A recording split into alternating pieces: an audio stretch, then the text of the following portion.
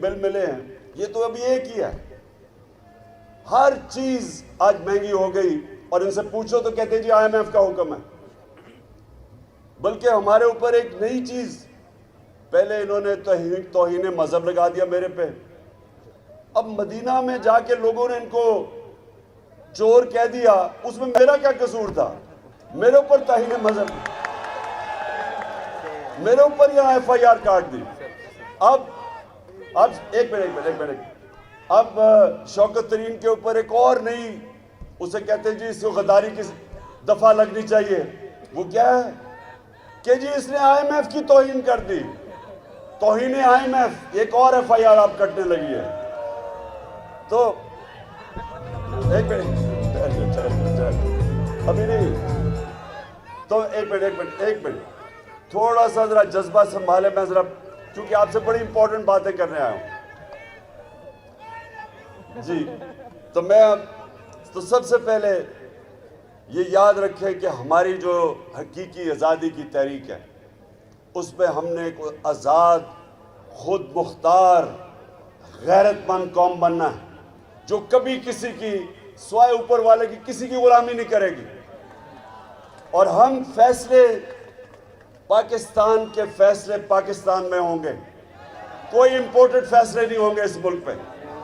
کہ اگر ہم سمجھتے ہیں کہ روس سے تیل میں ہندوستان 40% کم قیمت پہ تیل خرید رہا ہے، ہم کیوں نہیں خرید سکتے؟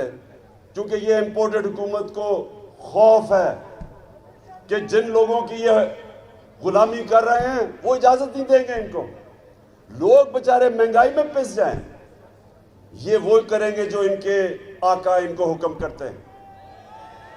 اور ہم سنیں ذرا، اور ہم جس قوم نے 70-80 ہزار اپنے لوگوں کو قربان کیا امریکہ کی جنگ میں شرکت کر کے، اور آج اگر وہ امریکہ کہہ رہا ہے کہ بیسز دو پاکستان میں یا ہمارے اوپر سے ڈرون اٹیک کرے وہ افغانستان میں، ہم کیوں کسی کی جنگ میں شامل ہوں؟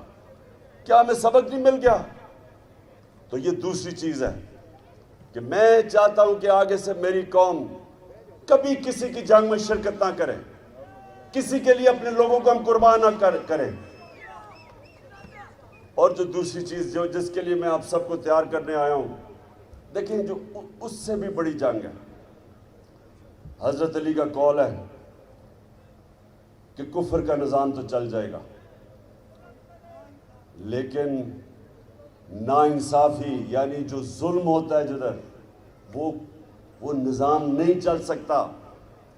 ونسٹن چرچل، دوسری جنگ عظیم، ہٹلر کی فوجیں فرانس میں کھڑی ہیں، بمباری ہو رہی ہے برطانیہ کہ لوگ گھبرائے ہوئے ہیں کہ اب بچیں گے یا نہیں، تو وہ پرائم منسٹر ونسٹن چرچل سے پوچھتے ہیں کہ کیا ہم بچ جائیں گے؟ وہ جواب دیتا ہے کہ کیا ہماری عدالتیں انصاف دے رہی ہیں؟ جب انہوں نے کہا دے رہی ہیں تو اس نے کہا کوئی قوت ہمیں تباہ نہیں کر سکتی، جو آپ کی مجھے مدد کی ضرورت ہے، یہاں ہمیں انصاف کی جنگ لڑنی ہے، رول آف لاء کی، قانون کی حکمرانی کی جنگ۔ یہ اس کے لیے آپ سب سے زیادہ ذمہ داری آپ کی ہے۔ پاکستان کی جو وکلا کمیونٹی ہے، آپ کے اوپر اللہ نے ذمہ داری ڈالی ہوئی ہے۔ ہماری جو آخرت میں امتحان ہوگا وہ اس چیز پہ ہوگا کہ اللہ نے جو بھی آپ کو نوازا تھا اور آپ کو اس نے قانون کا علم دیا ہے، آپ باقی لوگوں سے بہتر جانتے ہیں قانون کو، آپ عدالتوں میں پیش ہوتے ہیں، آپ سے بھی وہ پوچھے گا کہ جب پاکستان میں ظلم ہو رہا تھا، کمزور کے لیے ایک قانون، طاقتور کے لیے دوسرا قانون، کمزور چوری کرے جیل میں اور طاقتور چوری کر کے این آر او لے کے اور پرائم منسٹر بن جائے۔ یہ اس نظام کے متعلق حضرت علی نے کہا تھا کہ ایسا نظام نہیں چل سکتا۔ اور سارے دنیا کے اندر، میرا ساری دنیا پھرا ہوں، صرف امیر اور غریب ملکوں میں فرق ایک ہے، غریب ملکوں میں یہ ظلم کا نظام ہے، ناانصافی کا نظام ہے، اور امیر ملکوں کے اندر انصاف ہے۔ جدھر رول آف لا ہے ادھر خوشحالی ہے، اور جدھر جنگل کا قانون ہے وہ غربت ہے۔ یہ وقت ہے پاکستان میں کہ ہم سب کو اب اس حقیقی آزادی کے لیے لڑنا ہے، کیونکہ انصاف انسانوں کو آزاد کرتا ہے، ظلم انسانوں کو غلام بناتا ہے۔ جب تک ہم اس قوم، لوگ، ہم آپ وکلا اور قوم میں شعور پیدا نہیں کرتے کہ ہم نے اپنی آزادی لینی ہے انصاف لے کے، یہ ہو ہی نہیں سکتا کہ ملک کے سارے بڑے بڑے ڈاکو جو 30 سال سے اس ملک کو لوٹ رہے ہیں وہ آ کے ہمارے اوپر بیٹھ جائیں اور ہم چپ کر کے بھیڑ بکریوں کی طرح عمران خان کو کہیں اچھا جی سیلاب آ گیا، عمران خان چپ کر کے تسلیم کر لو ان کو۔ میں انشاءاللہ سیلاب میں ان سب سے زیادہ کام کروں گا، لیکن تمہارا بھی پیچھا نہیں چھوڑوں گا۔ کسی صورت میں ان چوروں کو تسلیم نہیں کروں گا، اور جو بھی سمجھ رہا ہے کہ ہمیں ڈرا کے دھمکا کے میڈیا کا منہ بند کر کے اچھے صحافیوں کو ان کے اوپر ایف آئی آر کاٹے، کوئی باہر بھاگ جائیں، ڈرا کے دھمکا کے میرے اوپر ایف آئی آر یا دہشت گردی کی ایف آئی آر جو مرضی کریں آپ، میں نے ان چوروں کو کبھی تسلیم نہیں کرنا۔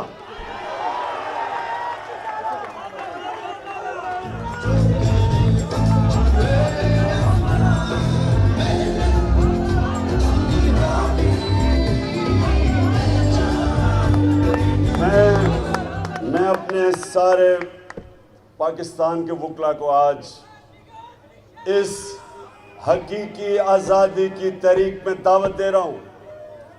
آپ نے سب نے میرے ساتھ چلنا ہے، اور کسی صورت یہ جو قبضہ ہوا ہے، ملک کے اوپر قبضہ کیا ہوا ہے، اس مافیا نے قبضہ کیا ہوا ہے، اور یہ ان کی جڑیں ہر جگہ ہیں، اور پوری ان کی کوشش ہے کہ ہم کسی طرح خوف میں آ کے ان کو تسلیم کر لیں۔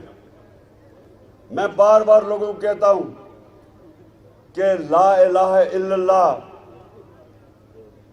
بت توڑ دیتا ہے، پیسے کا بت۔ دیکھیں میں اب جتنا مینیجبل صوبہ ہوگا اتنا آپ بہتر لوگوں کی خدمت دیں، آپ لوگوں کے مسئلے حل کر سکتے ہیں۔ یہی نہیں کہ صرف یہاں سے یہ سب، اگر زیادہ صوبے بنا دیں، ڈویژنز کو بنا دیں، اس کو سب سے جو طبقہ مشکل زندگی گزارتا ہے اس کی ہم آسانی کیسے پیدا کر سکتے ہیں۔